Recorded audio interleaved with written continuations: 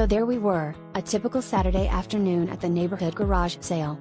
My sister Lucy, our friend Tom, and I were on the prowl for hidden treasures among the usual array of outdated electronics and suspiciously stained furniture. Everything was delightfully ordinary until we stumbled upon Mrs. Jenkins' table.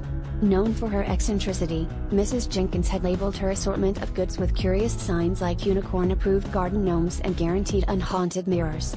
But what really caught our eye was a basket labeled Misfortune cookies, 50 cents each. Intrigued, we decided to buy a few. After all, who wouldn't want a little humor with their fortune?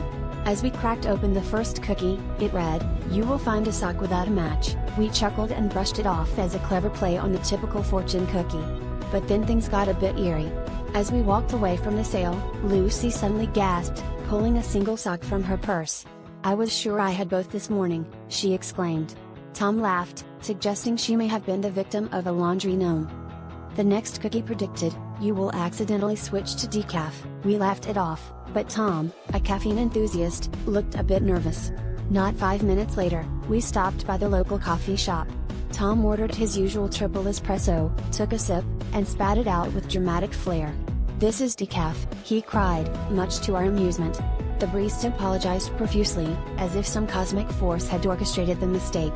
We began to wonder if Mrs. Jenkins' cookies were more potent than we thought. Finally, we cracked open the last cookie.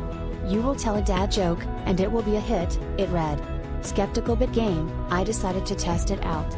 As we passed a group of neighbors, I blurted out, "Why don't scientists trust atoms? Because they make up everything." To my surprise, everyone erupted in laughter. Even Tom, who usually groans at my attempts at humor, was doubled over, gasping for air. Mrs. Jenkins waved from her table with a knowing smile, and I realized that while the cookies may not have supernatural powers, they sure had the power to remind us of life's little absurdities. And in that moment, I knew I had become a victim of punishment.